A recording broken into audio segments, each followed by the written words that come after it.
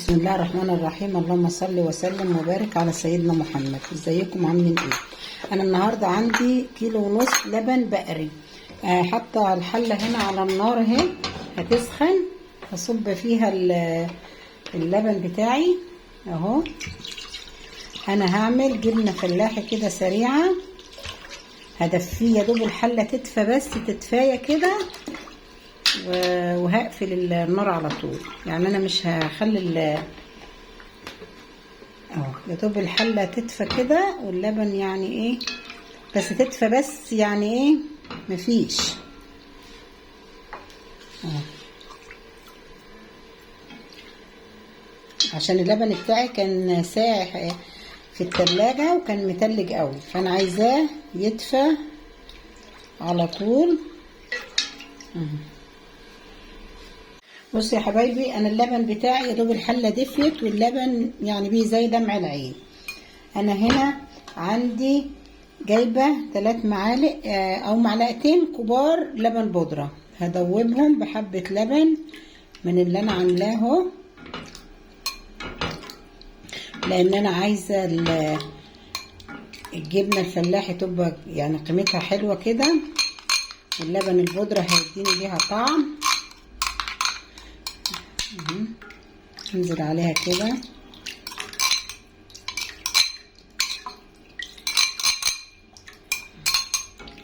هيديني اللبن البودره طعم للجبنه. ازودها كده. وانا عندي هنا جايبه كوبايه زبادي علشان دي خميره، عشان ما ياخدش معايا وقت الجبنه تقطع معايا على طول. لو عايزينها من غير زبادي ماشي بتقطع، بس هتاخد وقت كده، فانا عايزاها ايه تقطع معايا على طول. هكب اللبن الخميره اهي اللي هي من الزبادي.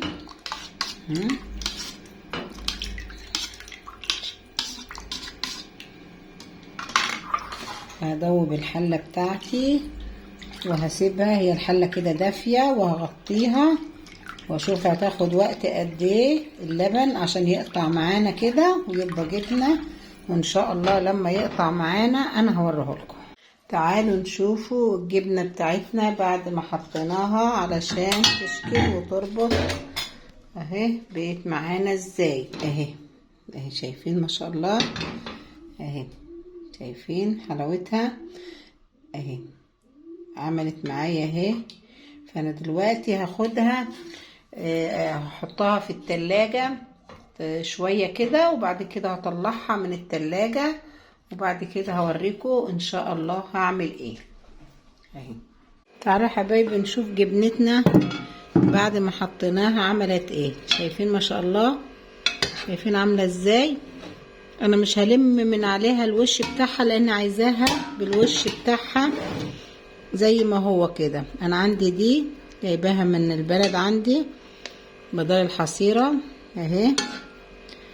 هنحط الجبنة كده فيها، ننزل المية الشرش اللي فيها كله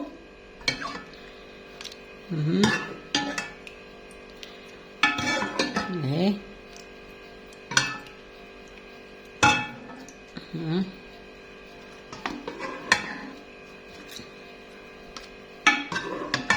اهو انا هعملهم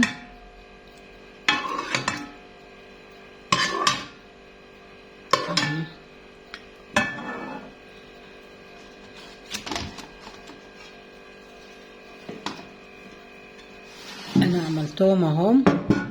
هسيبهم ينزلوا كل المية بتاعتهم، وبعد كده ان شاء الله هوريكم هعمل ايه.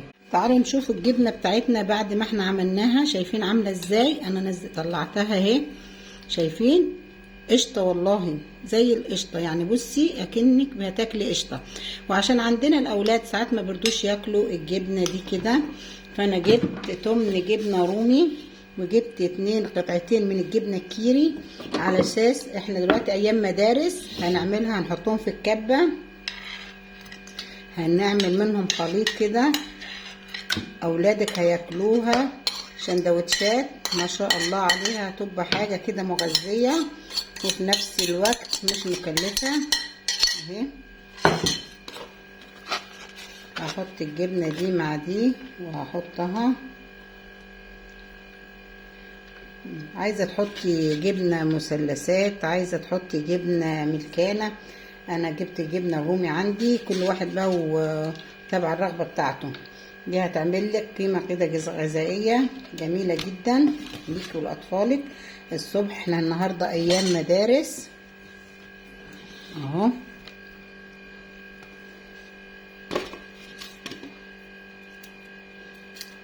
هتعملي سندوتشاتك في البيت، مش هتكلفك حاجة، هتقعد معاكي كمية، هتقعد معاكي بدل ما كل يوم هتشتري. دي ازازة اللبن دي كانت حوالي 1.5 كيلو من اللبن البقري ب12 جنيه.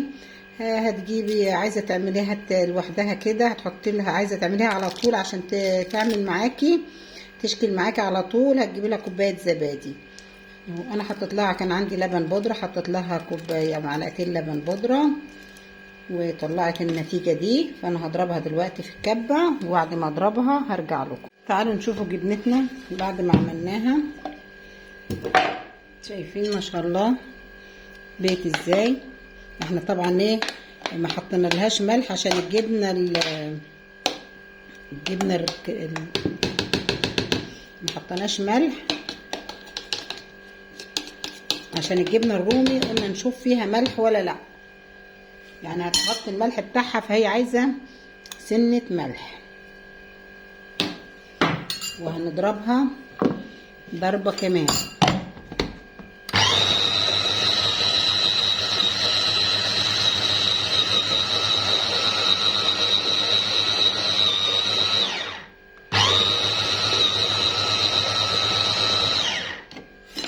شايفين يا حبايبي، شايفين ما شاء الله بيت ازاي اهي.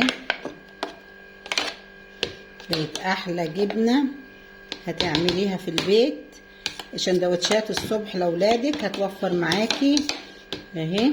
جبنه فلاحي بقت كريمي، هتضيفي عليها هتبقى قيمه غذائيه، عشان معظم الاولاد ما بيحبوش الجبنه الفلاحي. فانا دلوقتي هحطها هصبها في برطمان وارجع لكم. بصوا والله يا حبايبي، عملت لي الجبنه، عملت لي الكميه دي، ملت البرطمان والطبق ده. شايفين شكلها، ما اقولكوش على طعمها ولا على حلاوتها. هتعملي احلى سندوتشات الصبح، هتوفر معاكي لاولادك في المدرسه، وطعمها خرافه، طعمها جميل جدا جدا اهو. جبنه فلاحي اتحولت لجبنه كريمي كده مغذيه ليكي ولاطفالك. هتعملي سندوتشات، احلى سندوتشات هتعمليها اهي. عايزاكم تجربوها اهي، عايزاكم تجربوها، يعني سهله ومش مكلفه اهي. واللبن البقري مش مكلف، رخيص وكده، وهي والحاجه موجوده ما شاء الله عليها. شايفين اهو اهو. واذا عجبكم الفيديو اعملوا لنا لايك واعملوا لنا شير. السلام عليكم ورحمه الله وبركاته. احلى جبنه كريمي اهي. شايفين عامله ازاي، حلاوتها وطعمتها ما شاء الله عليها.